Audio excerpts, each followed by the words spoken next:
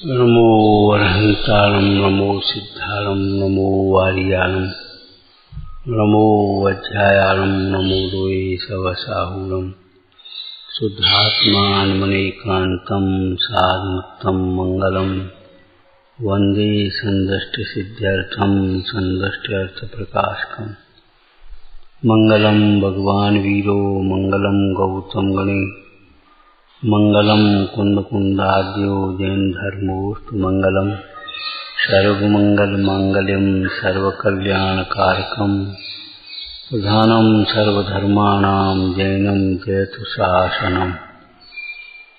नमः समय साराय स्वानुभूत्या चकास्ते चित्स्वभावाय भावाय सर्वभावान्तरच्छिदे सम्यक् जीव होते निसंकित विषय से निर्भय रहें, सप्त भय प्रविमुक्त वे, इससे ही वे निसंक हैं।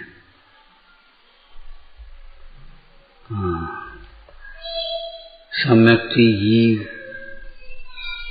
निसंकित होते हैं।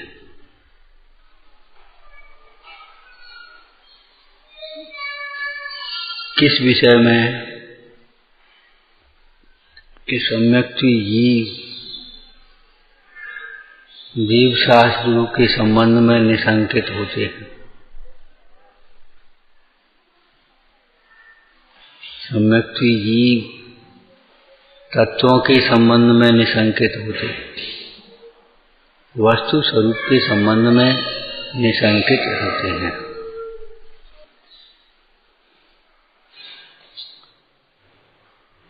निसंकित होते हैं इसलिए निर्भय हैं। निर्भय का मतलब सब प्रकार के भय से रहित होते हैं अथवा सर्व प्रकार के भय से रहित होते हैं। तो पहली चर्चा आएगी श्लोक परलोक संबंधी भय की। तो निसंकित का क्या मतलब हुआ यहाँ? सम्यक् जीव भली प्रकार से जानते हैं कि चैतन्य स्वरूप लोक ही हमारा लोक है। चैतन्य स्वरूप लोक ही हमारा लोक है। इसके अतिरिक्त जो संयोग रूप इहलोक और परलोक कहा जाता है वह हमारा लोक ही नहीं है।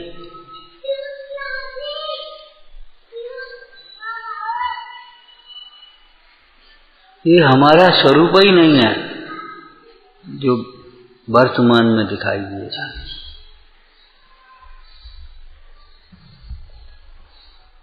अर्थात बोलो क्या कहना है?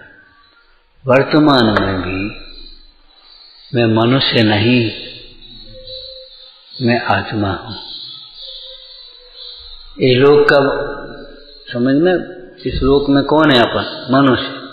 तो कि वर्तमान में भी मैं मनुष्य नहीं, मैं आत्मा। मैं सेठ नहीं, मैं आत्मा। मैं गरीब नहीं, मैं आत्मा हूं। मैं बालक नहीं, मैं आत्मा। मैं युवा नहीं, मैं आत्मा हूं। ये लोग वर्तमान पर्याय और आत्मलोक तो एकालिक।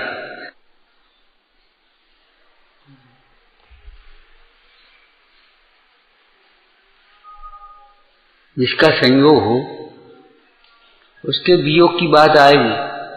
मेरे स्वरूप में जब संयोग ही नहीं है, मेरे स्वरूप में जब संयोग ही नहीं है तो फिर वियोग क्या है? काय का वियोग हुआ? जैसे कोई बाल ब्रह्मचारी व्यक्ति है, उसकी स्त्री का मरण कब होगा?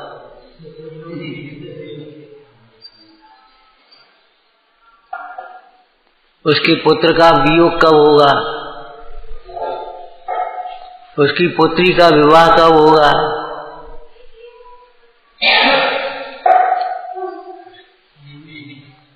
उसके घर में जन्म का उत्सव कब होगा? कि मरण का मातम कब होगा।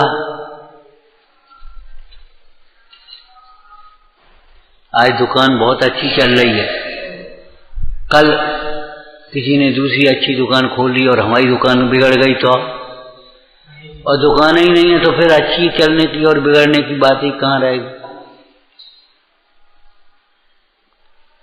जगत जिसे आजीविका कहता है, जगत जिसे आजीविका कहता है, आजीविका का मतलब कमाई, वो कमाई हमारे में नहीं है। आत्मा की आजीविका जानते हो? जैसे आजीविका का मतलब है रोज कमा रोज खा, बढ़िया आजीविका चल रही है, खर्चा कम है, आमदनी खूब है। तो विचार ना आत्मदृष्टि से देखो, प्रमाण से, वर्तमान पर्याय में अपने आत्मा का अनुभव करो और आनंदित रहो, अनुभव करो आनंदित रहो, अनुभव करो आनंदित रहो, और अनंत काल तक ये आजीविका बिगड़ने वाली नहीं।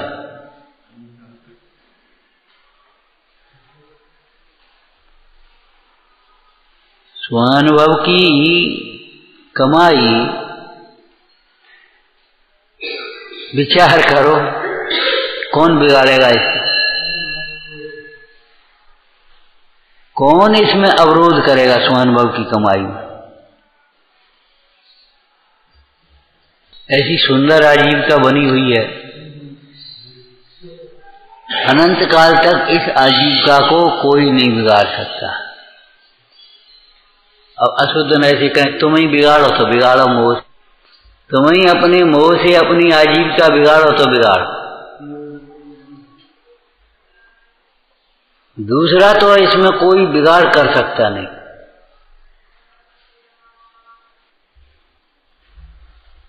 अब बाहर की आजीविका चरणान योग पढ़ लो, करणान योग पढ़ लो,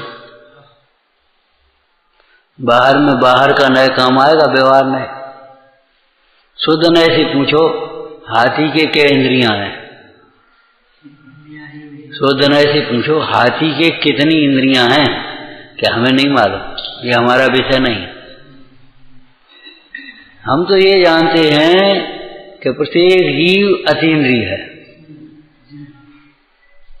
चाहे हाथी हो चाहे चींटी। अब हाथी के शरीर में कितनी इंद्रियां हैं, क्या इंद्रिय का संयोग है, अब व्यवहार नहीं से पूछो, उसका विषय है।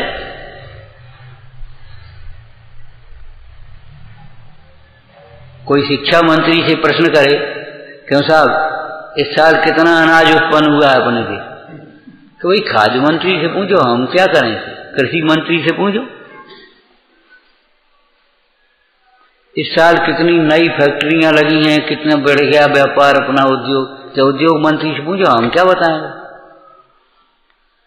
शिक्षा के संबंध का प्रश्न हो तो हम बताएंगे कि हमारे गांव गांव में इतने विद्यालय और खुल गए, इतने प्राइमरी थे सो मिडिल हो गए, इतने मिडिल थे तो इतने हो गए, और पिछली साल इतने बच्चे ने एडमिशन लिया था, इस साल इतने करोड़ बच्चे पढ़ रहे हैं, तो वो बताया।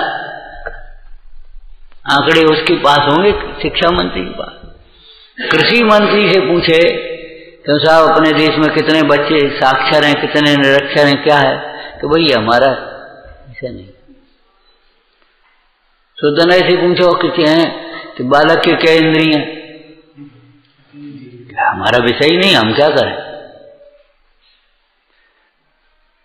तुम अपने को कितने इंद्रिय रूप देखो, हम तो अतीन्द्रिय देखते सब। तो व्यवहार नय की आजीविका, जो बाहर की आजीविका है, वो व्यवहार नय से पूछो, क्या कहेगा व्यवहार नय, बोलो।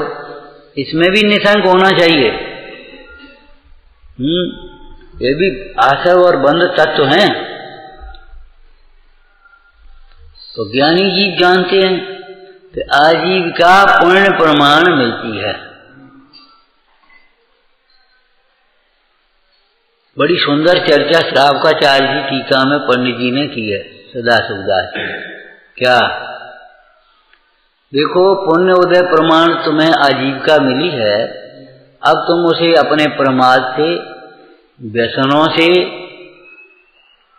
बेईमानी से, अन्याय से, काम चोरी से बिगाड़ो मत। नौकरी बढ़िया लगी लगाई नौकरी, उसने लापरवाही करी, छूट गए। किसी व्यसन में फंस गया और उसको पता पड़ा, नौकरी से सस्पेंड, निकाल दिया। बहुत सुंदर बात कही है। आज पुण्य के उदय से आजीविका मिलती है, पाप के परिणाम से भी आजीविका बिगड़ जाएगी। बढ़िया दुकान चलती थी, पिताजी बहुत अच्छी दुकान छोड़ गए थे, लड़के ने सोचा, बातों में आ गया, वहीं दुकान पर 4 दोस्त बैठे ताश खेलने लगा। थोड़े दिन में दुकान चौपट।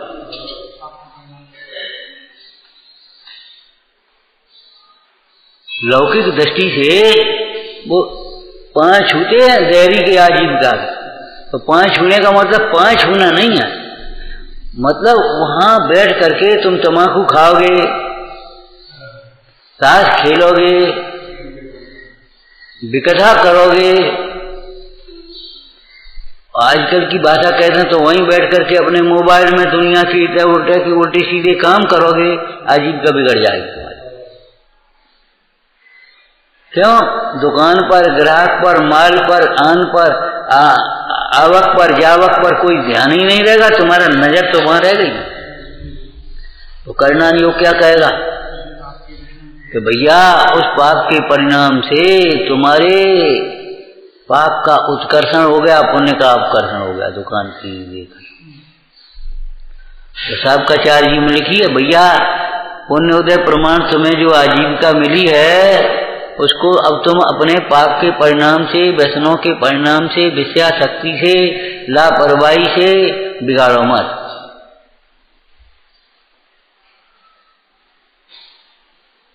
वो व्यापार की आजीविका की बात हो गई। इस वाक्य के 10 वाक्य बना लेना बैठ करके। दूसरा तो बना, पुण्य के उदय से आज तुम्हें अच्छा स्वास्थ्य मिला है, धर्म साधन करने योग्य देह मिली है।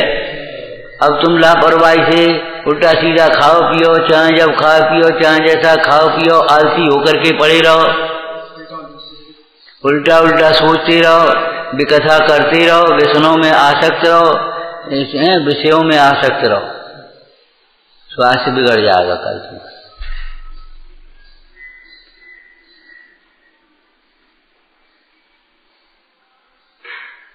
पंगतों में खाने के बाद लोग जल्दी बीमार हो जाते, क्यों?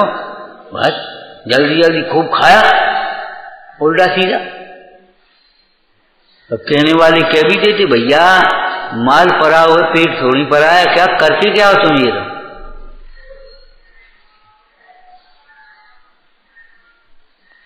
समझ रहे हो? हाँ, मुफ्त में जैसे कोई चीज मिले तो अभी बिना जरूरत के नहीं लेना चाहिए। लापरवाही से उस सरकारी संपत्ति को, सामाजिक संपत्ति को नुकसान नहीं पहुंचाना चाहिए। वो तुम्हारा नुकसान है, तुम्हारे ऊपर टैक्स बढ़ेंगे और क्या होगा।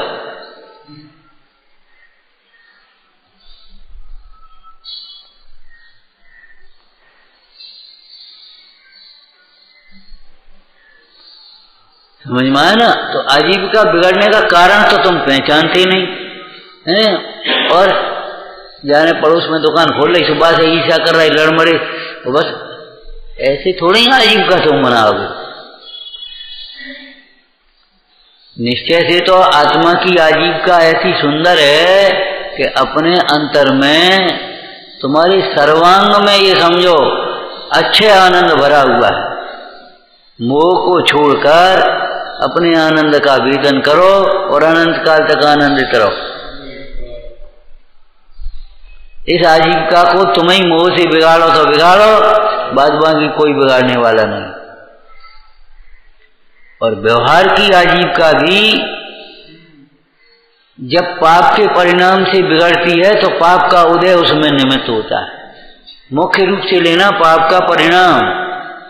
चूरन के पुर ना बसें, सरल स्वभावी हो, चाके गर्भ संपदा, जो सत्यवादी हो, ईमानदार हो, मेहनती हो, सबका चार्जी में लिखा है। शीलवान हो, संतोषी हो, निष्प्रही हो, उसके लिए आजीविका दुर्लभ नहीं है। उदय प्रमाण थोड़ी बहुत मिल ही जाएगी।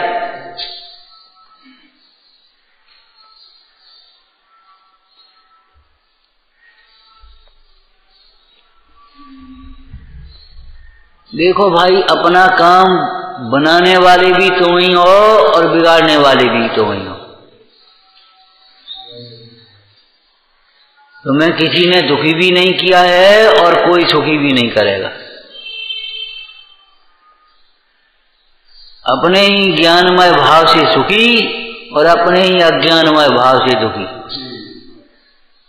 ये अंतर की बात है। इसी प्रकार उग्गल कम्मा दीनम कत्ता व्यवहार दो दुनिश्चय। तुम अपनी व्यवस्था को स्वयं बिगाड़ने वाले हो और तुम ही बनाने वाले हो। लापरवाही करोगे तुम्हारी व्यवस्था बिगड़ जाएगी।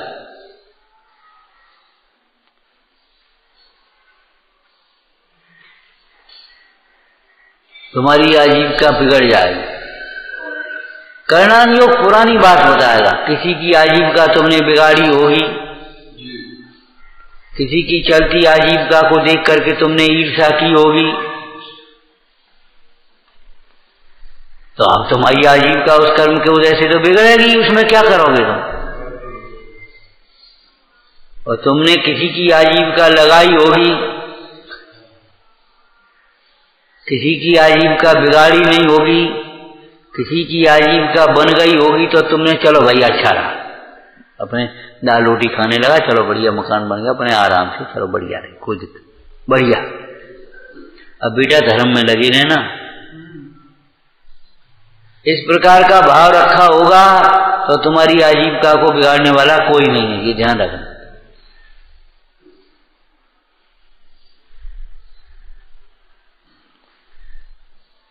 पूर्व कर्म का उदय भी ये समझो असमर्थ है, असमर्थ निमित्त है। वर्तमान का जो पाप का परिणाम है वो है प्रबल निमित्त।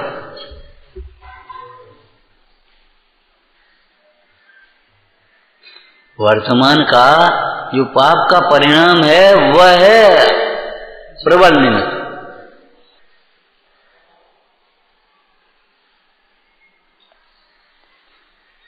समझ में आया? अब ऐसे वस्तु स्वरूप की सिद्धांत नहीं है, समझ नहीं है, उसमें निशंकता नहीं है और भयभीत हो रहा है। जैसे एक दृष्टांत दिया था, अपने अजर अमर आत्म स्वभाव को न समझे और मरने से डरे तो अभी मरण थोड़ी टलेगा, कुमरण और हो जाए। ऐसे ही इस वस्तु व्यवस्था को, निमित्त नैमित्तिक संबंध को भी न समझे और केवल हमारी आजीविका न बिगड़ जाए, हमारे इष्ट का वियोग न हो जाए, हमारे अनिष्ट का संयोग न हो जाए, हमें से कोई कुछ कहे नहीं, हमारी स्वास्थ्य खराब न हो जाए, हमारा ये न हो जाए, बस केवल भयभीत भयभीत रहे तो ऐसे काम नहीं चलता।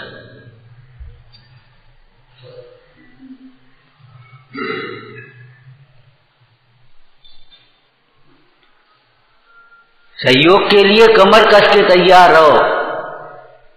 अच्छे कार्यों में सहयोग करने के लिए कमर कस के तैयार रहो। सच्ची कह रहे, जिंदगी भर कमर नहीं दर्द करेगी। अब तुम कमर मटका चल रहे, हाथ मटका चल रहे, तो अब हम क्या करें?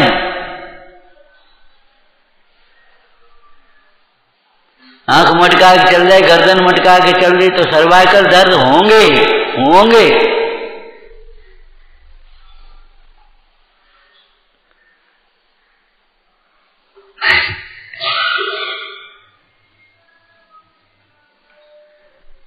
सुन रहे हो बाल बच्चे?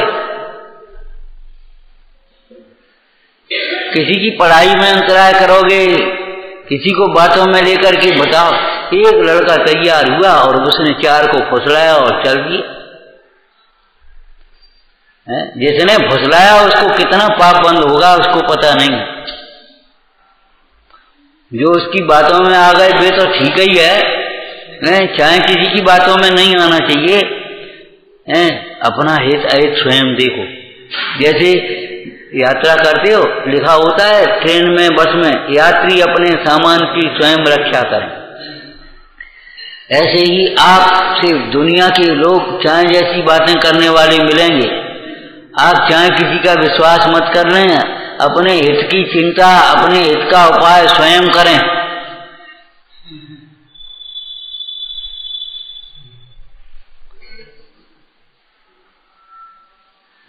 तो आपको समझ में आया आजीविका बिगड़ने के जो कारण हैं, उसी तरह से स्वास्थ्य बिगड़ने के कारण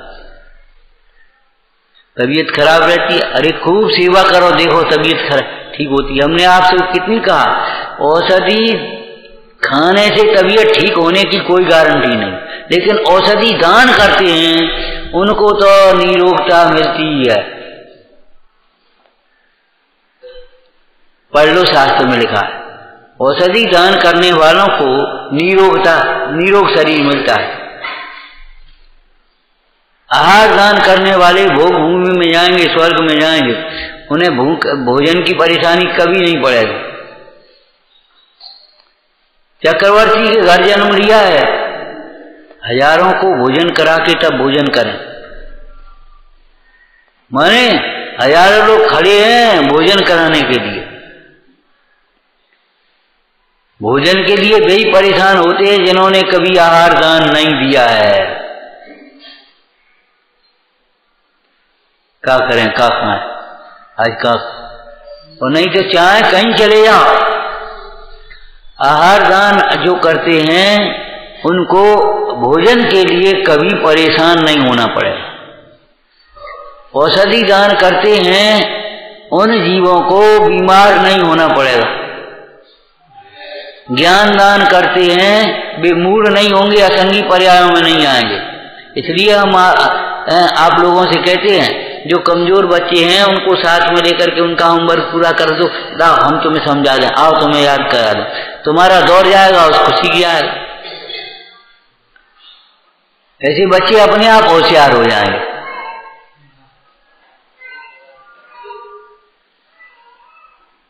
तो पुण्य के वजह से तुमको स्वास्थ्य हुआ मिला है, अब उसे उल्टा सीधा खा पी करके आलसी जीवन जी करके विषयों में आसक्त होकर के बिगाड़ो मत। तीसरा वाक्य बोलो। अरे हमें मालूम है होमवर्क घर क्या करोगे, यहीं कर लो। तीसरा वाक्य बोलो। महापुण्य के वजह से बुद्धि मिली है, ज्ञान का क्षरोक्षम हुआ है। दुनिया की बातों में मत आओ, उल्टी सीधी वह विकथाएं मत करो, विषयों में आसक्त नहीं हो। ज्ञान वर्ण के बंध के कारण है। तत्पुरुष निंदा मात्सर्य त्रय आसादन उपघात।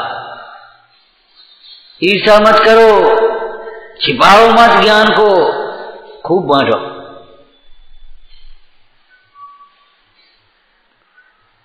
कोई जिज्ञासु हो उसको बांटो, कोई दिक्कत नहीं।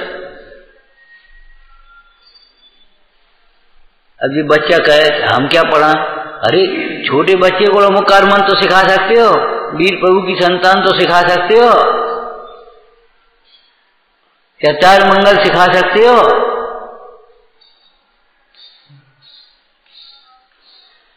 ओलम सिखा सकते हो, गिनती सिखा सकते हो, पहाड़े सिखा सकते हो, जोड़वा की गुणा भाग सिखा सकते हो। जरूरी है कि तुम इतनी बड़ी किताबें पढ़ा लो।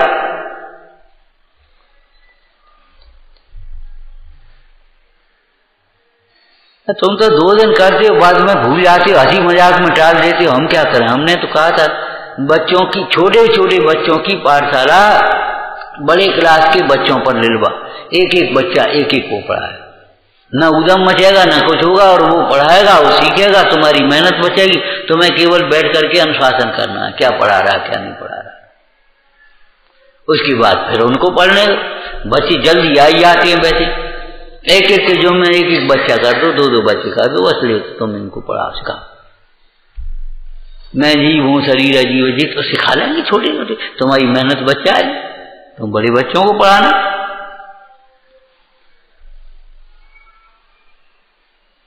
छोटा बड़े को भी दान दे, बड़े छोटे को दान दे, तो बड़ा का क्या किसी तो भगवान दान देने आएंगे क्या? सर्व प्रकार से बड़े तो वे ही हैं। अरे लोक में तो कोई किसी से छोटा है, कोई किसी से बड़ा है।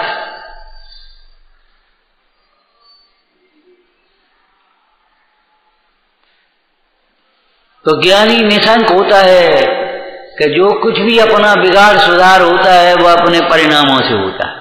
अपना भला बुरा अपने परिणामों से होता है, इसलिए परिणाम मत बिगाड़ना।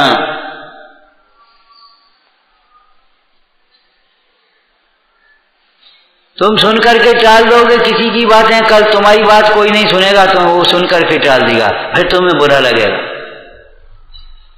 हमारी कोई सुनता नहीं, हमारा कोई ध्यान नहीं रखता, तो अभी तुम किसी की बातों पर ध्यान मत दो। अभी तुम किसी की बातों पर ध्यान नहीं दोगे, गुरुजनों की बातों पर ध्यान नहीं दोगे और अपना जीवन नहीं सुधारोगे, कल तुम्हारी बातों पर कोई ध्यान नहीं देगा, फिर तुम क्या करोगे? भाई अपने खेत में जो बोओगे सो ही काटेगा। इसलिए बोनी के समय में बहुत विचार करना, सावधानी पूर्वक उपयोग पूर्वक बोनी करना। शास्त्रीय भाषा में क्या लिखा है? बंद समय तू चेत रे प्राणी, उदय समय क्या चिंत। उदय के समय चिंता करोगे उससे क्या होगा? बंद का समय भी है, इसलिए चेत जाओ।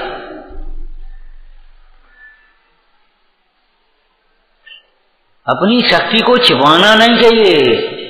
आत्म ध्यान में भी मत छिपाओ, आत्म ज्ञान में भी मत छिपाओ, दान में भी मत छिपाओ, पूजा में भी छिपाओ, सेवा में भी मत छिपाओ। शक्ति को छिपाओ मत बिल्कुल।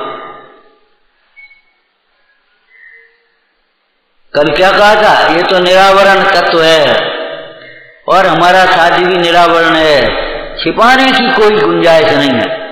जो छिपा छिपा करके, दोषों को छिपा छिपा करके धर्मात्मा दिखना चाहते हैं, सुखी दिखना चाहते हैं, नहीं, वे कभी सुखी नहीं होते, धर्मात्मा नहीं होते।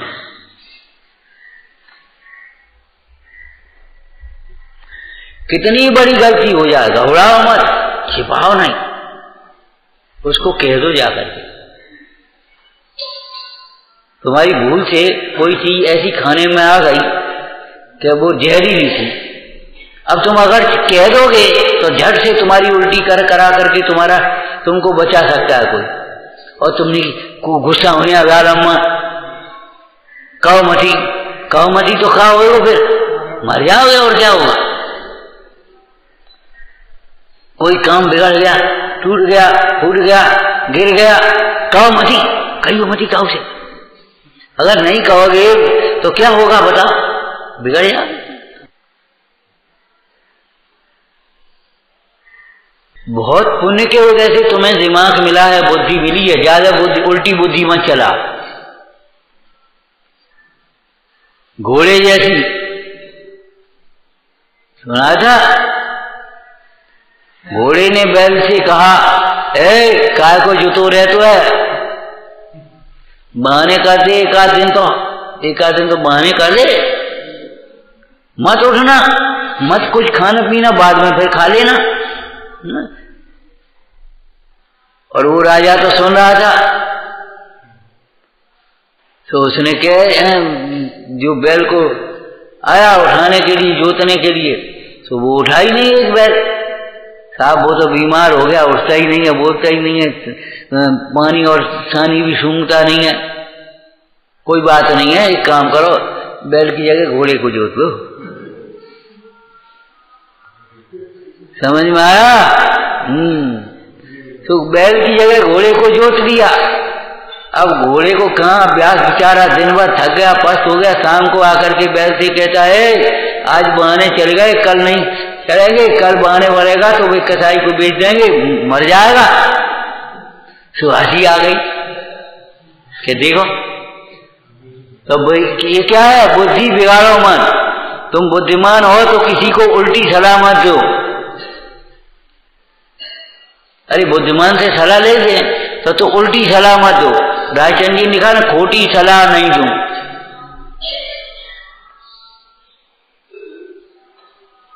तुम काहे को लगी रहे, तो तुम अपने आराम से रहो, ये खोटी सलाह मत दो। अरे तुम तो लगते नहीं और लगने वाले को और रोक रहे हो। हमने देखा है कई मजदूर काम करते ना, तू काहे को लगो यार, तो क्या करने। लेकिन ऐसे लोगों की हमने दुर्दशा होती हुई देखी है।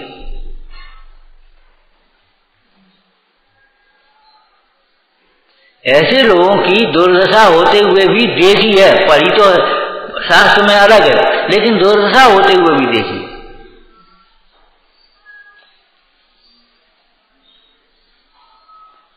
तो बहुत पुण्य के उदय से बुद्धि मिली है।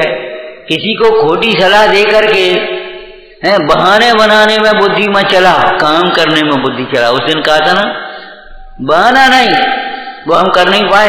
अरे कल, आज से सोचो, कल जा करके पहुंचना है तो करके कैसे ले जाएं, इस बात को सोचो।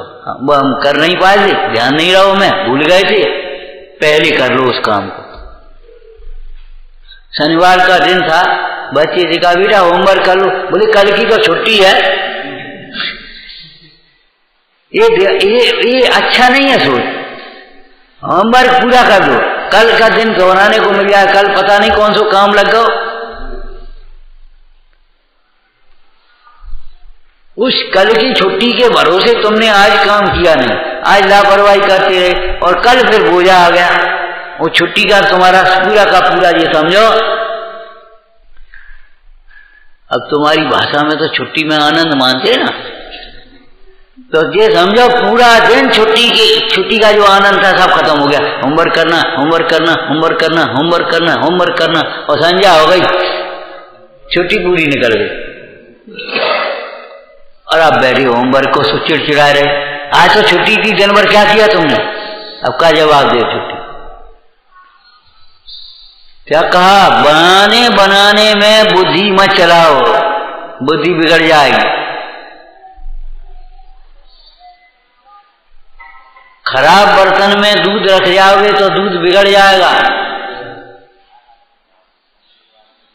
ऐसे खराब कामों में अपनी बुद्धि को लगाओगे तो बुद्धि बिगड़ जाएगी। जोलो दिए तेरी काऊ रोग सोन घेरी, जोलो जरा ना नहीं आवे जासों पराधीन परे। जोनो कान माने रामा, बुद्धि ना बिगड़ जाए, ऐसी लिखा उसने। बुद्धि बिगड़ जाती है फिर तुम्हारी, शरीर में ज्यादा उपयोग किया तो बुद्धि बिगड़ जाएगी, विषयों में चले जाएगा तो बुद्धि बिगड़ जाएगी। अब देखो राजा कैसी बुद्धि बिगड़ गई सत्येंद्र राजा की।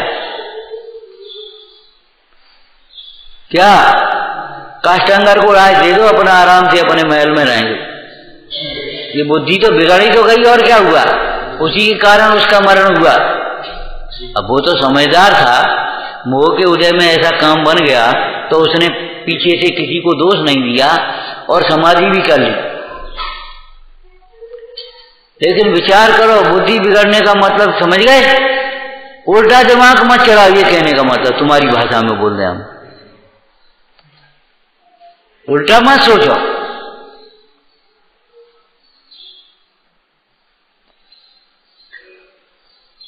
कभी गुरुजनों से कपट मत करो, गुरु सो कपट मित्र सो चोरी, आया ना,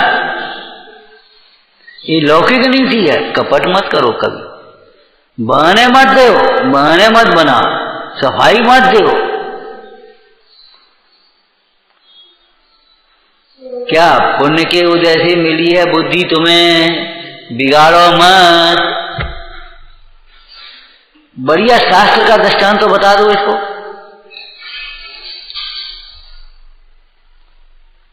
अपन तो इतना ही स्वाध्याय कर पाते एक आध लाइन का, बढ़िया साच का दृष्टांत होता। ये मनुष्य पर्याय कहने गन्ने के समान है? कहना पोड़ा पड़ा हाथी अच्छी से तो रोवे। ये मनुष्य पर्याय कहने गन्ने के समान है। ऊपर का भाग फीका है, बचपन में समझ नहीं है उतनी, और बुढ़ापे का भाग कर्रा समझ लो। शरीर शिथिल हो गया, बुद्धि भी शिथिल हो जाती है प्रायः।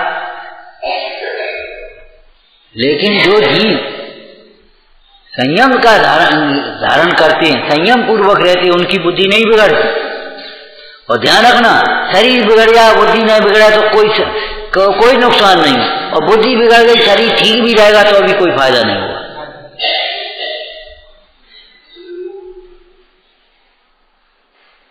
बुद्धि बिगड़ी सो दुख ही दुख है।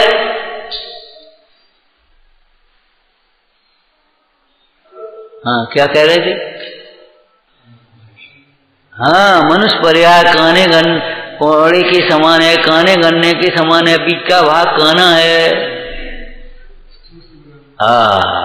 कोई रसना इंद्री का लोलुपी उसे चूसे तो क्या स्वाद आएगा, कितना आएगा, लेकिन उसका कोई सदुपयोग है कि नहीं? क्या है? उसकी पोड़ों को बो देवो फले अनंत जो धर्म ज्ञान में भूम विषय वो है। काना पोड़ा पड़ा हाथ यह चूसे तो रोवे, फले अनंत जो धर्म ध्यान की भूमि विषय बोवे। पछताने पर भी यह घड़ी फिर हाथ नहीं आए, पीछे से पश्चाताप भी होगा, अब कहा करें गलती हो गई, लेकिन ये गलती ऐसी है फिर दोबारा मुश्किल पड़ जाएगा सुधारना। हालांकि गलती की कोई बात नहीं है, गलती समझ में आ गई तो सुधारना बहुत आसान है। 96,000 रानियों को छोड़ करके ऐसे चल दिए, हजारों पुत्र, 6 खंड का राज, तुम्हारे तो है का? वो गलती सुधर गई, फिर सुधर गई हुई। लोग की दृष्टि से नहीं सुधर सकते। लोग क्या कहेंगे?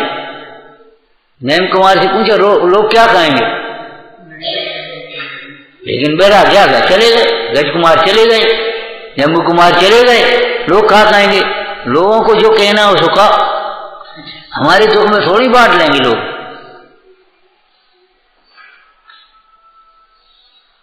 तुम इतनी बड़ी आदमी, अब तुम मजबूरी करोगे, लोग क्या कहेंगे? तो लोग का खाए दे जाएगा। जब हमारी स्थिति बिगड़ गई, परेशानी हो गई, तो अब मजबूरी करे, कब चोरी तो नहीं कर रहे, भीख तो नहीं मांग रहे।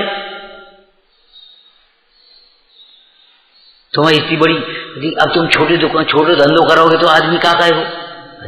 आप कहेगो का आदमी का खाए भी दे जाएगो का? लौकिक में कह देते हैं, बांट लेगा क्या?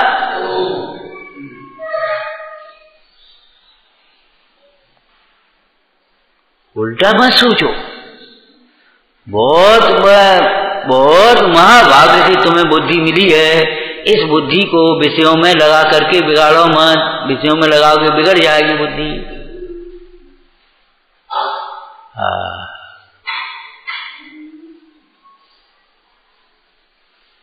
हरिवंश पुराण कल देख रहे थे दोपहर में, इसमें एक दृष्टांत है। पानी कभी उल्टा नहीं चलता, ऐसे सीधे सीधा चलेगा, उल्टा थोड़ी ऐसा चलेगा। उसको भी कीचड़ जैसे बिगाड़ देती है, मैला कर देती है। ऐसे ही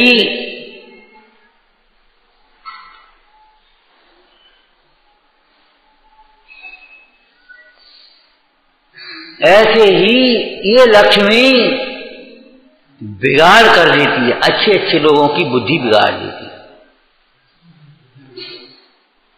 जिनका मन मिला है, धर्म बुद्धि वाले जीव हैं, धर्म बुद्धि है, मन मिला है, ऐसे जीवों की भी बुद्धि बिगड़ जाती है।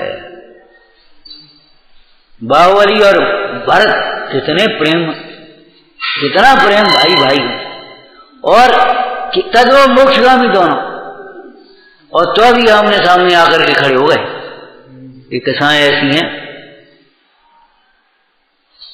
तो समान योग में निमित्त का कथन है, तो कहने का लक्ष्मी परस्पर में राज्य लक्ष्मी,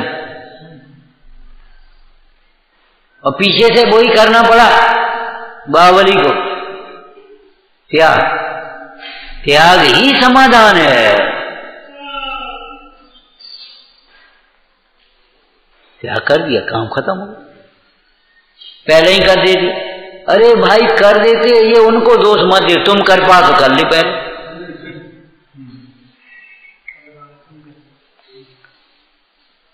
एक पर्याय को आगे पीछे नहीं कर सकता, इसलिए दूसरों को दोष देखने की बात नहीं है, उन महापुरुषों की निंदा करने की बात नहीं है,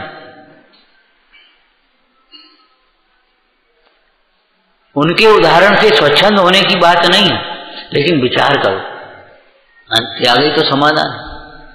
और हम कह रहे हैं देखो बाहुबली तो त्याग करके चले ही गए, उस त्याग का फल क्या आया?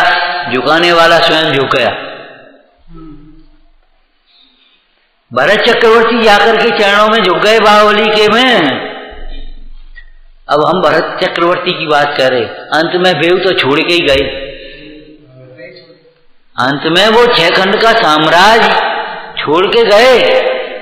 अरे उस राजा की तरह कह देते हमको बलि नहीं चढ़ानी है, जहां हमें वहीं हमारा राज्य, हमको नगर का दरवाजा गिर जाता गिर जाए, हमें कोई मतलब नहीं, हमें नहीं चाहिए, बलि चढ़ा करके हम नगर में प्रवेश नहीं करेंगे, जहां हमें वहीं हमारा नगर है, वहीं हमारी प्रजा, वहीं हमारा राज्य, हमें नहीं जरूरत है ऐसी राज्य। बोलो,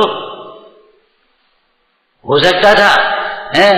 परीक्षा के लिए सारा घटना घट रही थी, इतना कहना हुआ राजा का, और उस वर्षा होने लगी, जय जयकार होने लगी, नगर देवता कहता कि द्वार तो तुम्हारी परीक्षा के लिए हम गिराते थे, अब तुम जाओ निर्विघ्न अपने नगर में प्रवेश करो। चक्रवर्ती का चक्र रुक गया, चक्र कह दे चक्रवर्ती नहीं, हमें ऐसा राज्य नहीं चाहिए, हम जे चले, कौन रोकता? लेकिन वो रागांश बाकी था ना, रागांश वो रोक रहा था।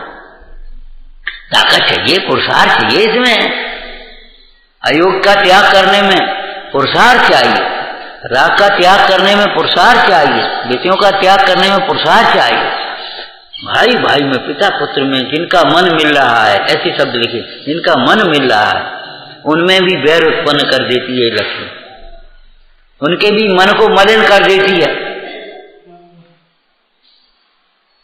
ऋषियों के प्रसंग में लिखा, वो कौन सा राजा था? सुमुख राजा था बनमाली, जैसे तुम्हारा मधु राजा और उसका चंद्रप्रभा का है, ऐसे ही सुमुख राजा और वो बनमाला का था, वैसे ही प्रसंग बना हरवंश पुराण में। बता, जैसे ही उस राजा ने उस बनमाला को देखा, उसका चित्त विमोहित हो गया,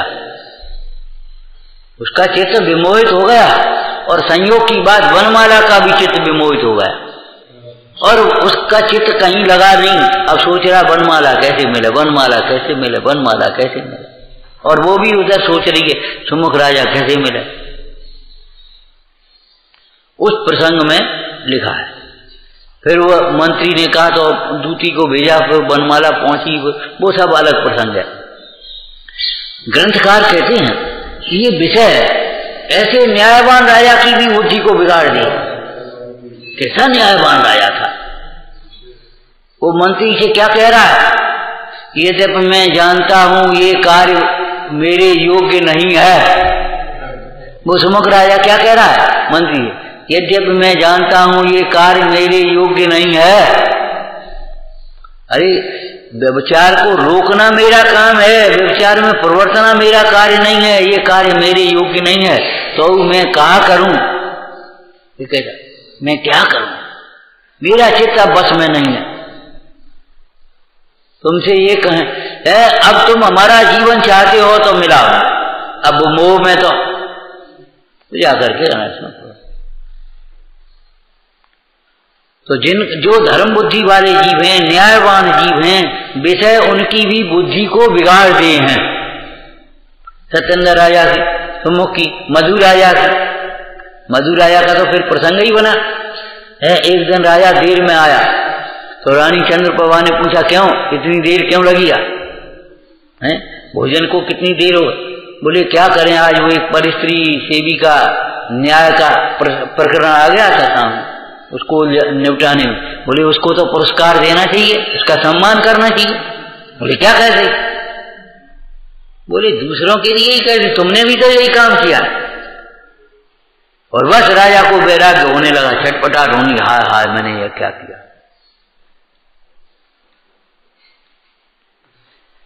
समझ में आना? तो ये जो अत्यंत न्याय, रावण कितना न्यायवान था और बुद्धि बिगड़। इसलिए हमने ये प्रसंग लिया, विषयों की अभिलाषा से बुद्धि बिगड़ जाती है, विषयों की तीव्रता से बुद्धि बिगड़ जाती है, आसक्ति से बिल्कुल भ्रष्ट ही हो जाती है। समझिए ये भ्रष्ट करने वाले हैं हमें अपने मार्ग से।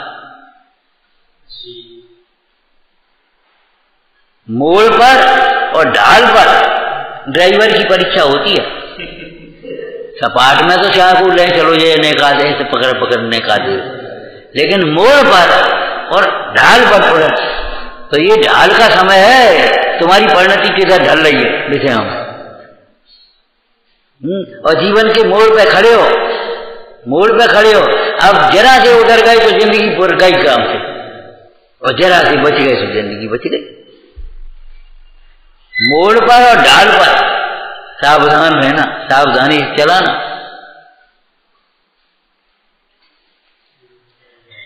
ज्ञानारम्भ में भगवती आराधना में वृद्ध सेवा वैसे ही थोड़ेंगे की सेवा माने गोड़ दावत रहो उनके और बेदब्बात रहे, इसका अर्थ ये थोड़ेंगे। सेवा का से सीखना चाहिए, उनसे सीखना चाहिए। क्या सीखना चाहिए? विकारों को कैसे जीता जाता है। तो बनाना महापुण्य के उदय से तुम्हें बढ़िया भोजन मिला, सामने थाली आ गई, पुण्य का उदय है तभी तो मिल गई, चाय का के सामने तो नहीं आ जाए। अब तुम्हें गुस्सा आएगी है, या तुमने किसी ने कुछ कह दिया, या उसमें जरा नमक कम हो गया, या तुम्हारे मन की एक चीज नहीं बन पाई, अब तुम बिगाड़ो मत उसको, भूखे रहोगे और कुछ नहीं। लड्डू भी गया, भूखा भी रहा, बिच्छू ने भी काटा, तुम्हारे बाल बोध में है।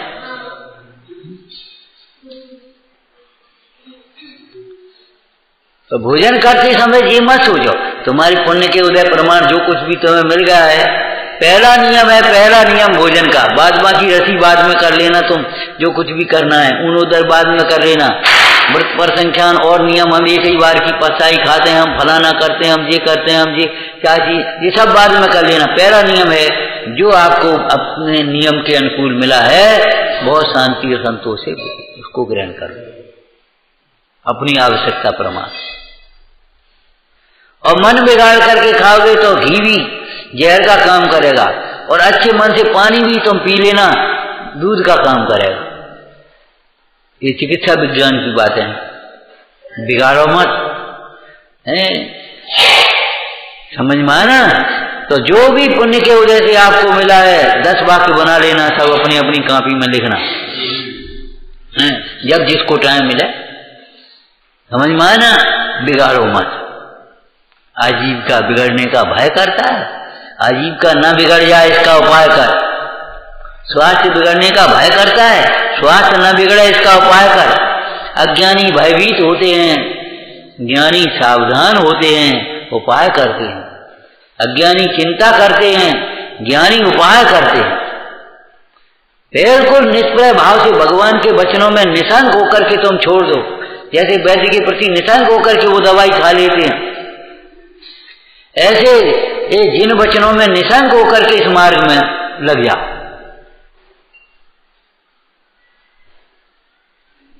सेवा, साधना, समाधि। समाधि का समय है, समाधि करो, नहीं तो साधना करो। साधना बिना समाधि नहीं होगी, और सेवा के बिना तो साधना सीखी भी नहीं जा सकती। आपकी बहुत मोटी बुद्धि है, ये बातें धर्म कार्य में मन नहीं लगता, आप सेवा क्षेत्र अपना लो। एक सेवा क्षेत्र अपना लो कोई भी, आप देखोगे आप चारों ओर से गिरोगे, आपको मान सम्मान भी मिलेगा, है आपका स्वास्थ्य भी ठीक हो जाएगा। दृष्टांत दसियों हम बता देंगे। खूब बीमार बेचारे डरे और सेवा क्षेत्र में लग गए, आज आनंदित हो गए। एक औषधालय चलता था हमारे तुम्हारे शिकोबाद में। वैद्य जी बैठे तो एक ब्राह्मण का बेटा था, करीब होगी शायद 25, 30, 26 वर्ष की उम्र, 28 की हो। टीबी हो गई, इलाज कराने आया था, इधर उधर से घूम घाम करके आया। तो ये आया तो बहुत मरीज आते थे वैद्य जी अकेले, तो पुड़ियाँ बंधवाने लगा, धीरे पुड़ियाँ बंधवाने लगा, तो रोज आने लगा। फिर वो समझने लगा उसको, फिर वो स्वाध्याय में आने लगा। स्वाध्याय में आने के बाद वो जयपुर पढ़ने चला गया, उसने शास्त्री कर ली, जैन दर्शनाचार्य कर ली। उसके बाद